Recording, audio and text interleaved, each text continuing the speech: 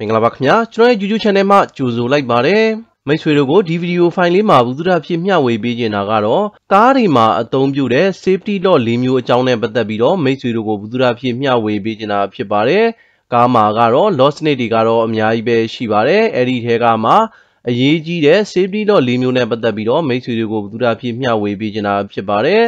်ဒါဆိုရင် safety law ၄မျိုးကဘာလ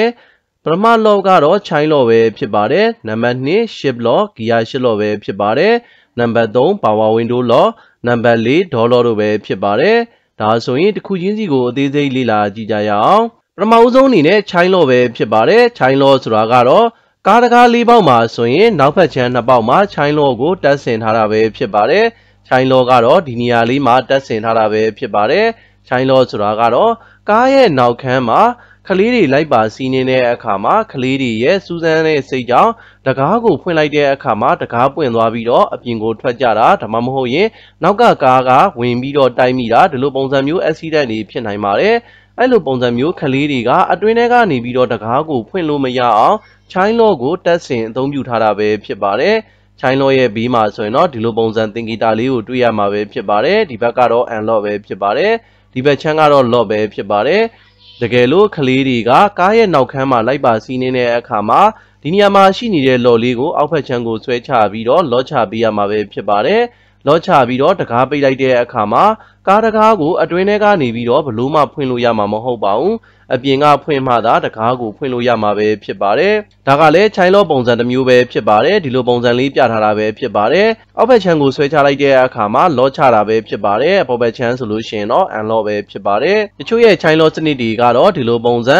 ကားတော့နဲ့လှည့်ပြီးတော့လော့ချရတယ်လော့ဖြီရတဲ့ပုံစံလေးရှိပါတယ်တကယ်လို့မိတ်ဆွေတို့အနေနဲ့ကားကိုရေဆေးပြီးသွားတဲ့အခါမှာတစ်ခါလေးကြာရင်ကားတကားကိုအတွင်းထဲကဖွင့်လို့မရတဲ့ပြဿနာတွေကိုမိတ်ဆွေတို့အနေနဲ့ကြုံမှုကြမှာပဲဖြစ်ပါတယ်ဒါကတော့ child law ကိုလက်နဲ့ထိမိပြီးတော့ lock ဆိုတဲ့အနေအထားကိုချမိတဲ့ပုံစံကြောင်းဖြစ်ပါတယ်ခါလေးကြရင်ဒီလိုပုံစံမျိုးအတွင်းထဲကနေပြီးတော့ကားတကားကိုဖွင့်လို့မရတဲ့အခါမှာမိတ်ဆွေတို့အနေနဲ့စိတ်ပူပူရတယ်ဒါကတော့မိတ်ဆွေတို့အနေနဲ့ child law ကိုအတွင်းထဲကနေပြီးတော့ lock ချထားတာကြောင်းဖြစ်ပါတယ်ဒါဆိုရင်တော့စိတ်ပူစရာမရှိပါဘူးအပြင်ဘက်ကနေပြီးတော့တကားကိုဖွင့်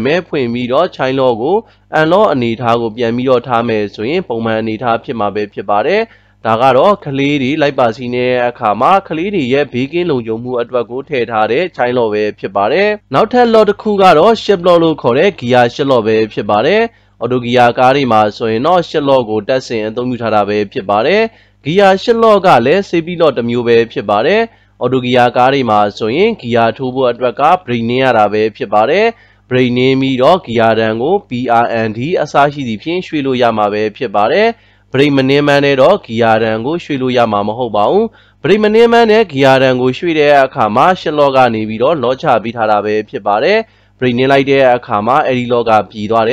းပြီးတော့ဂီယာတန်ကိုရွှေ့လို့ရမှာပဲဖြစ်ပါတယ်တကယ်လို့အကြောင်းမျိုးကြောင့်ကားကဘက်ထရီဒေါင်းသွားတာဒါမှမဟုတ်ရင်ကားကလုံးဝမောင်းလို့မရတဲ့အခြေအနေမှာဆိုရင်တော့ဖွင့်ပြီးတော့ရှစ်လော့ကိုဖိလိုက်ပြီးတော့ဂီယာကို N မှာထားမယ် N မှာထားပြီးတော့ကားဆွဲလို့ရဖို့အတွက်ကိုကားဆွဲလို့ရအောင်ရှစ်လော့ကိုထည့်သွင်းပေးထားတာပဲဖြစ်ပါတယ်ဒါကလည်း auto gear အတွက်ကို safety အနေနဲ့ထည့်ပေးထားတဲ့ gear ရှစ်လော့ပဲဖြစ်ပါတယ်တချို့ရဲ့ကားတွေမှာဆိုရင်တော့ဒီလိုပုံစံမျိုးရှစ်လော့လို့ရေးထားတာပဲဖြစ်ပါတယ် Honda ကားတွေမှာဆိုရင်တော့ဒီလိုပုံစံမျိုးရှစ်လော့ကအဖုံးလေးနဲ့ဖုံးထားပါတယ်အတွင်းထဲမှာလော့ကိုတက်ဆင်ထားတာပဲဖြစ်ပါတယ်နောက်ထပ်တစ်မျိုးကတော့ power window lock ပဲဖြစ်ပါတယ် power window ကားတွေမှာဆိုရင်တကယ်လို့မှန်တင်မှန်ချကိုမလုပ်စေချင်ဘူးဆိုရင်ဒီနေရာမှာရှိနေတဲ့ခလုတ်လေးကိုနှိပ်ထားမယ်ဆိုရင်မှန်တင်မှန်ချလို့ရမှာမဟုတ်ပါဘူး driver side ကလွဲလို့တခြားသောတကား၃ချက်ကိုမှန်တင်မှန်ချမလုပ်စေချင်ဘူးဆိုရင်ဒီမှာရှိနေတဲ့ခလုတ်လေးကိုနှိပ်ထားမယ်ဆိုရင်မှန်တင်မှန်ချလို့ရမှာမဟုတ်ပါဘူးဒါကတော့ power window ကားတွေမှာပဲ power window lock ကိုတက်ဆင်ထားပြီးတော့အသုံးပြုထားတာပဲဖြစ်ပါတယ်ချို့ရဲ့ကားတွေမှာဆိုရင်နောက်တစ်ခါမှရှိနေတဲ့ power window မှန်ကဒီလိုပုံစံမျိုးတစ်ဝက်လောက်သာချလို့ရတဲ့အနေအထားပဲဖြစ်ပါတယ်ဒါကလည်း child law နဲ့သဘောတရားတူပါတယ်တကယ်လို့ကလေးလေးကအပြင်ကိုခေါင်းထုတ်ကြည့်တာဒါမှမဟုတ်ရင်လက်ထုတ်တဲ့အခါမှာဘေးကနေပြီးတော့ကားစီးပုတ်သွားတဲ့အခါမှာ accident ဖြစ်နိုင်ပါတယ်အဲ့ဒီအတွက်ကိုရည်ရွယ်ပြီးတော့မှန်ကိုတစ်ဝက်လောက်ပဲချပေးထားတာပဲဖြစ်ပါတယ်တချို့ကားတွေမှာကတော့ဒီလိုပုံစံမျိုးမှန်ကိုတစ်ဝက်လောက်ပဲချလို့ရတဲ့ပုံစံဖြစ်ပါတယ် ချိုကားတွေမှာကတော့မှန်ကတော့အဆုံးချလို့ရပါတယ်ဒါပေမဲ့ power window lock ကိုထည့်သွင်းထားတာဖြစ်တဲ့အတွက်ကိုကားရဲ့နောက်ခန်းမှာကလေးတွေလိုက်ပါစီးနေတဲ့အခါမှာမှန်နေမှန်ချခလုတ်ကိုဖိမိတယ်ဆိုရင်မှန်မကြအောင် power window lock ကိုအသုံးပြုတာပဲဖြစ်ပါတယ်။ driver side မှာရှိနေတဲ့ power window lock ကိုနှိပ်ထားတဲ့အခါမှာနောက်တကားနှစ်ချက်နဲ့ passenger side မှာရှိနေတဲ့ power window က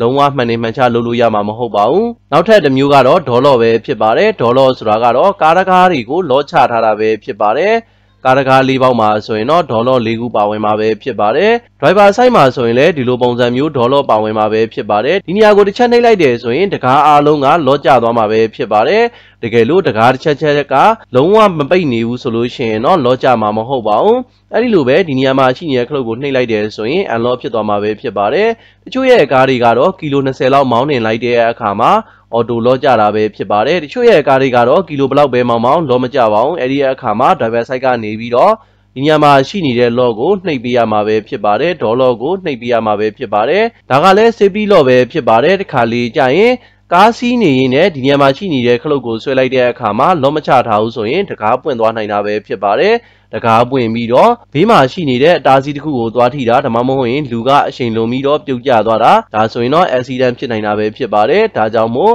ကားမောင်းနေတဲ့အခါမှာလော့ချဖို့အတွက်ကိုဒီညမှာရှိနေတဲ့ခလုတ်လေးကိုနှိပ်ထားပေးတင်တာပဲဖြစ်ပါတယ်။ချို့ရဲ့ကားတွေမှာကတော့ဒီလိုပုံစံနဲ့ဖော်ပြပေးထားတာပဲဖြစ်ပါတယ်။ဒါကတော့ unlock ပဲဖြစ်ပါတယ်။ဒါကတော့ lock အနေထားပဲဖြစ်ပါတယ်။ lock ခလုတ်ပဲဖြစ်ပါတယ်။ဒေါ်လော့ဆိုတာကတော့မိတ်ဆွေတို့ကိုရှင်းပြခဲ့လို့ပဲကားတကား၄ပေါက်မှာလည်းအကုန်လုံးပါဝင်တာပဲဖြစ်ပါတယ်။သက်ဆိုင်ရာတကားတွေကိုလော့ချခြင်းနဲ့ဆိုရင်ဒီနေရာမှာရှိနေတဲ့ခလုတ်လေးကိုရှေ့ကိုတွန်းမယ်။ချို့ရဲ့ကားတွေမှာဆိုရင်မှန်ရဲ့ဘေးနားမှာဘူးစီလုံးလေးရှိပါတယ်။အဲ့ဒါလေးကိုနှိပ်လိုက်တယ်ဆိုလို့ရှိရင်လည်းကားတကားကလော့ကျသွားမှာပဲဖြစ်ပါတယ်မိတ်ဆွေတို့ကိုဒီဗီဒီယိုဖိုင်လေးမှာဘူးတူတာဖြစ်မျှဝေပေးခဲ့တာကတော့ကားမှာအသုံးပြုတဲ့လော့စနစ်၄မျိုးဖြစ်တဲ့ chain lock ဂီယာ8လော့ power window lock နဲ့ door lock တို့နဲ့ပတ်သက်ပြီးတော့မိတ်ဆွေတို့ကိုဘူးတူတာဖြစ်မျှဝေပေးခဲ့တာပဲဖြစ်ပါတယ်ကျွန်တော်ရဲ့ဗီဒီယိုဖိုင်လေးကိုအဆုံးထိကြည့်ရှုပေးတဲ့အတွက်ကျေးဇူးအများကြီးတင်ပါတယ်ခင်ဗျာ